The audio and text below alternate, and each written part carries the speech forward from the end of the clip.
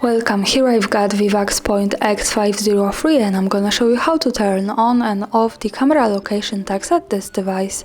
So let's start by tapping on the camera button here to open it, and for now we are in the standard photo mode.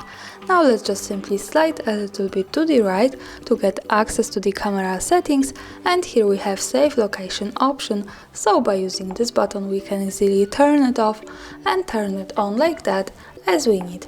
And also here the important information is that to make it work correctly, when we want to save the actual location of our photo, we have to be connected with the internet, for example with the Wi-Fi, and we have to turn on the location of this device. So remember about these two parameters to make it work. And that's all, thanks for watching, subscribe our channel and leave the thumbs up.